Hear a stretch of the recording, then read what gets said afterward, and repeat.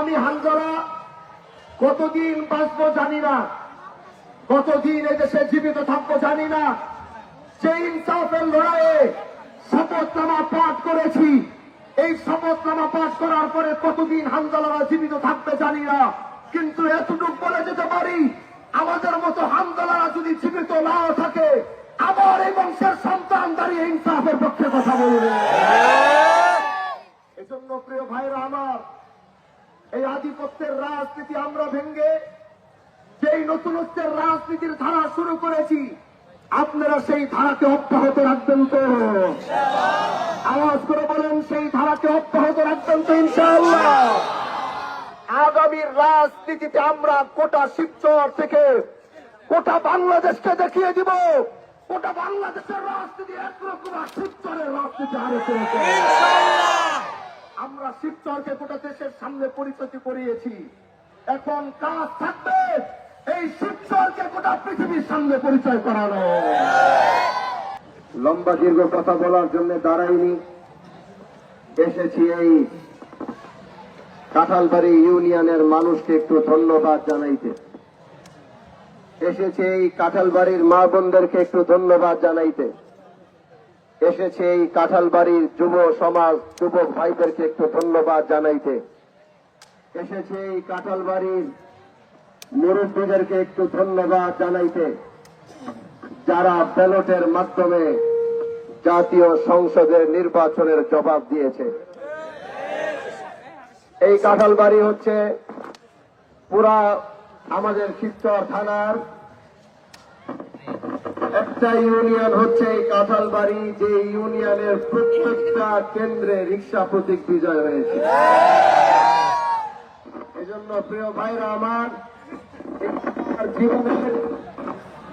এটা আমার জীবনের প্রথম নির্বাচন ছিল, আর এই প্রথম নির্বাচনের প্রথম যে ইউনিয়ন আমি সবগুলো ইউনিয়নে পাস করেছি, সেই কাঁঠালবাড়িকে, এই কাঁঠালবাড়িকে হানজালা কোনোদিন ভুলবে না।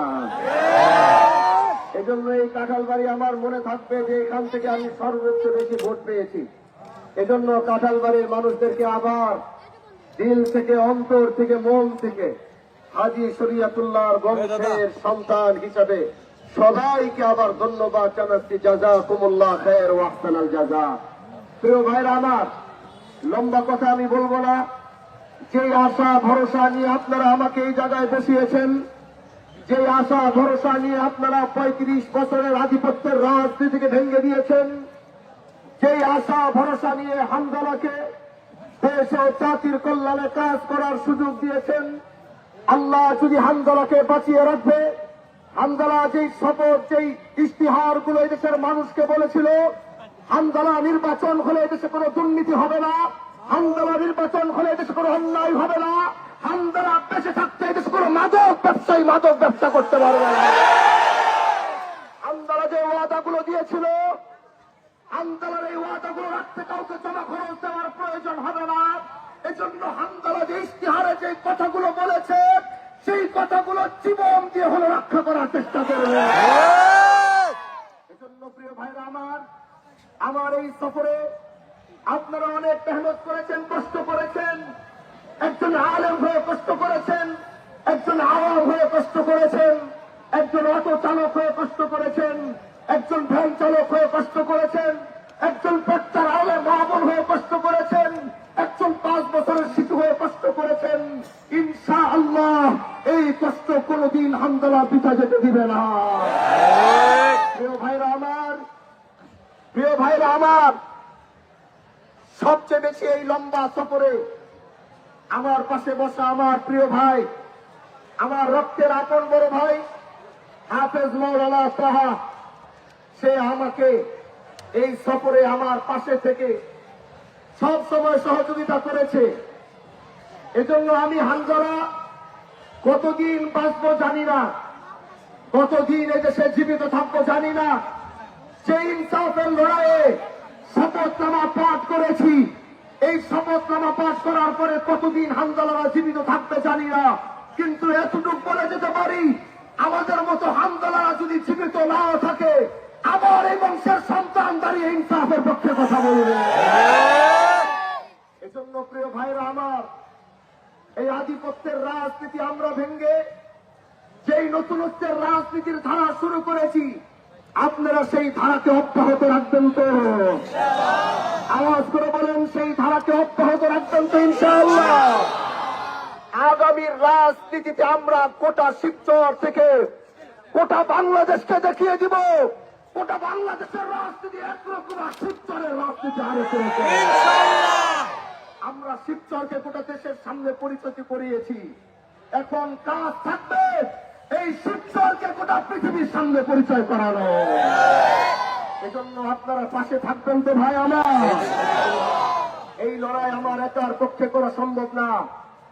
আমাদের নেতৃবৃন্দ যারা উপস্থিত হয়েছেন, জামাত ইসলাম, বাংলাদেশ খেলাফত মজলিস সহ এই এলাকার কিছু কিছু বাচ্চারা প্রথম এই বিশেষ করে এই কাঁঠালবাড়িতে মোল্লা আমাদের মইনুল করিম ভাইয়ের সাথে কিছু ছেলেরা, যুবক বাচ্চারা, তারা এক সফর শুরু করেছিল।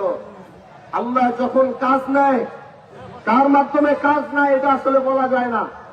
এই ছোট্ট ছোট্ট বাচ্চাগুলা একসাথে হয়ে তারা ঠিক কিভাবে এলাকার ভিতরে কাজ শুরু করেছিল, তাদের কাজের অগ্রগতি দেখে এই দেশের অনেক মানুষ তখন আমাদের উপরে ঝাঁপিয়ে পড়েছিল।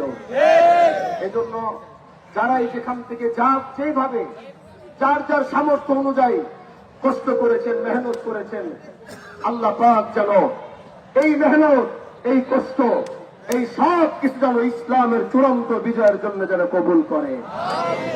প্রিয় ভাইরা আমার, আর বেশি লম্বা কথা বলবো না। জাতীয় সংসদে আগামী 12 তারিখ জাতীয় সংসদের অধিবেশন শুরু হবে। শপথ নিয়েছি, আজকে মনে হয় 8-10 দিন চলে। 8-10 দিনে সর্বোচ্চ চেষ্টা করেছি। এখনো আলহামদুলিল্লাহ 5 বছর সময় আছে। অস্থির হওয়ার কোনো কারণ নাই, চিন্তা নেওয়ার কোনো কারণ নাই। যে কমিটমেন্ট গুলো দিয়েছি সেটার থেকে কম না, পারলে সেটার থেকে বেশি করব, কিন্তু আমাকে একটু সময় দিতে হবে। সর্বত ইনশাআল্লাহ জাতীয় সংসদের অধিবেশন থেকে এই দেশের নতুন এক ধারা শুরু হবে। অন্যায় অবিচারের বিরুদ্ধে দাঁড়িয়ে হামজালারা জাতীয় সংসদ থেকে কথা বলবে। এজন্য আমাদের জন্য দোয়া করবেন। আল্লাহ যেন আমাদেরকে সুস্থ রাখে, আমাদেরকে যেন ভালো রাখে। দেশ ও জাতির কল্যাণে আপনাদের সাথে কাঁধে কাঁধ মিলিয়ে, হাতে হাত মিলিয়ে জীবনের শেষ দিন পর্যন্ত যেন চলতে পারি। নাসরুম মিনাল্লাহ ওয়া ফাতহুন করিম ওয়া বাশশিরিল মুমিনিন। আসসালামু আলাইকুম ওয়া রাহমাতুল্লাহি ওয়া বারাকাতুহু। মাঠের ভিতরে কোন সাইডে ইফতারি পায় না, একটু হাত তুলে ভালো।